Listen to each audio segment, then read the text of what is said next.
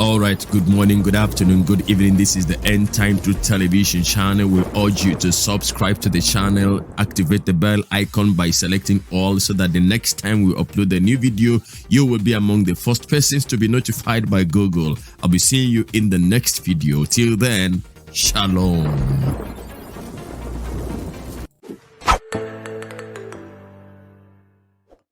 Hello, welcome. Dele Momodu, the Ovation magazine editor, had visited the SCOAN this Sunday, 13th of June, 2021, and he really gave a good account of his relationship with the late Prophet Temitope Balogun Joshua.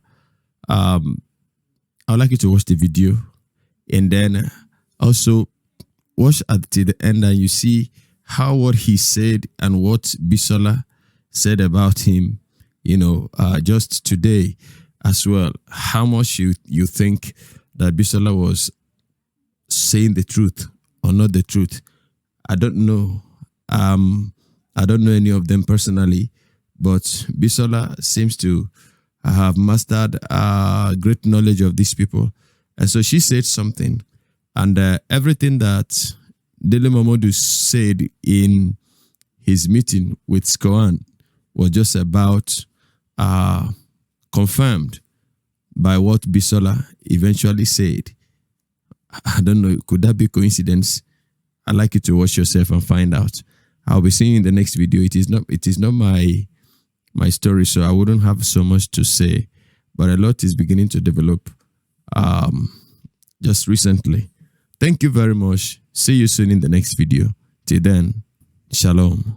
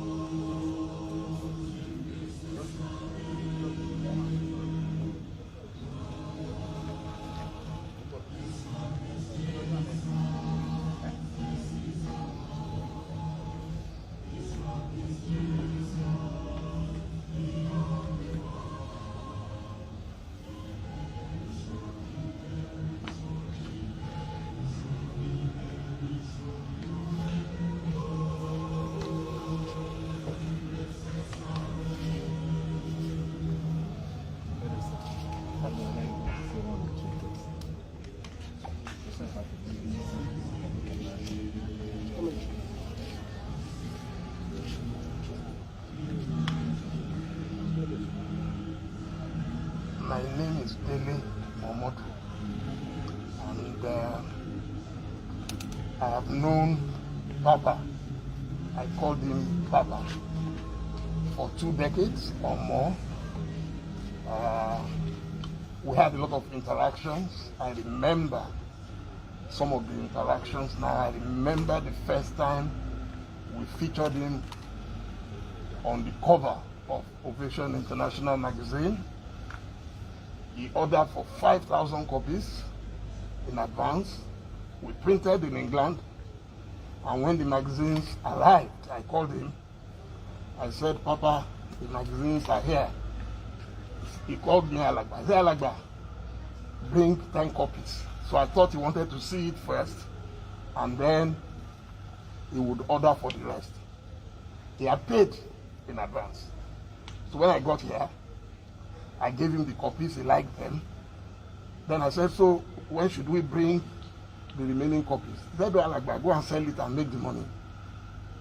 Imagine someone paying you for 5,000 copies of a magazine and taking just 10 and asking you to go and sell the rest.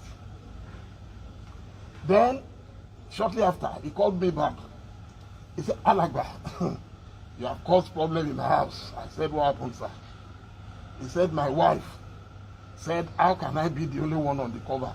He said, but I told her you don't like publicity. He said, Madam said, no, Ovation is different. I like Ovation. And that started our relationship. And for the first time, we had Pastor Joshua back to back. We had to do another cover the following month. And when he came out, he had ordered as usual 5,000 copies. He collected 10 and said I should go and sell the rest. He was such a man who was so generous, you know. Then I'll give you two more examples. I had cataract operations in London. My eyes had issues. And after the operations one night, in the dead of the night, I saw a strange number calling me. Normally I won't pick, but I don't know why. I just picked it. And I heard Alagba. And I said, sir, I know the only person who calls me Alagba is Papa. And he started smiling. He said, you have problems with your eyes? I said, yes, sir. He said, how is it now? I said, oh, I'm okay. I've done the surgery and it went well. He said, I would like to pay the bill. I said, the bill has already been paid, sir. He called me 3 times that night and insisted I must send my account details. And he paid. I would never forget that occasion. Then, when I was contesting presidential election in 2011, I was in New York. I was already on a flight going to London, Virgin Atlantic. And I received a call. And who was on the line? Papa. I said, Alagba, where are you? I said, I'm in New York. So where are you going now? I said, I'm going to London. He said, please, when you get back, call me. So when I got back, I called him. And he asked me to come. It must have been around midnight. It rained dogs and cats that night. But he said I must come. So I came, and then he took me up in the apartment where he used to meet with me. He said, I love what you are doing.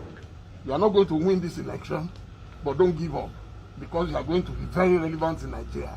I said, thank you, sir. Then I told him, I said I was worried, because some people were making crank calls to me, threatening me, despite the fact that they knew I had no chance of winning. He said, Alagba, stop worrying yourself. You will never die before your appointed time.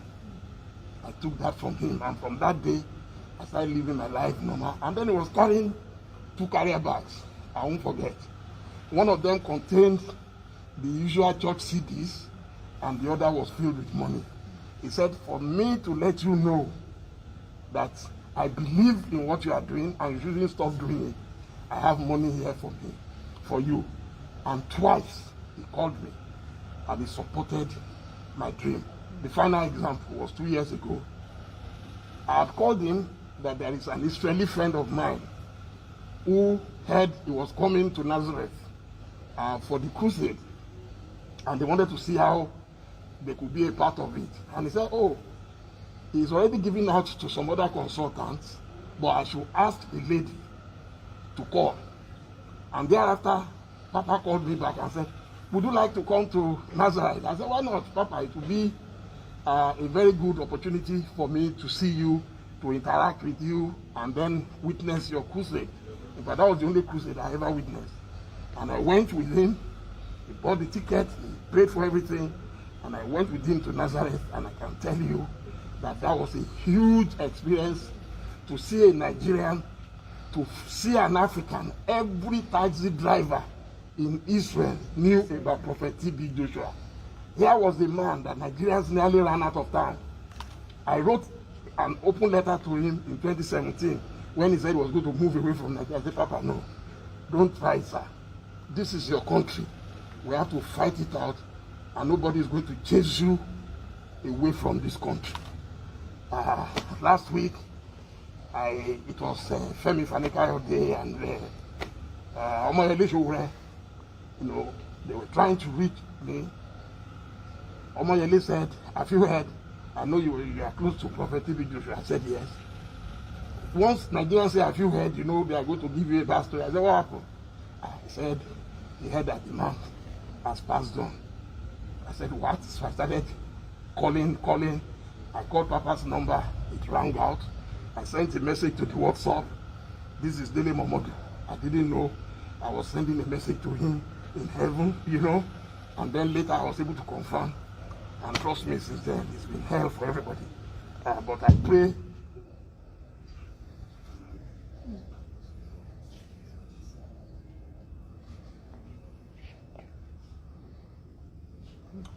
But I pray that Papa's soul will find peace, will find eternal rest in our Lord Jesus Christ.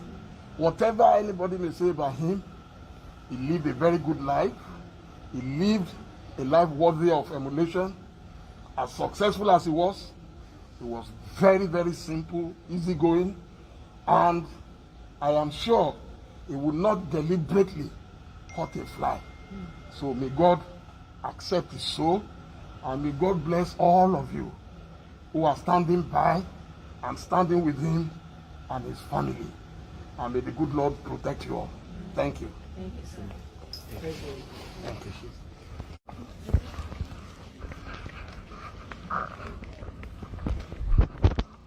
Please forget about Dele Momodu.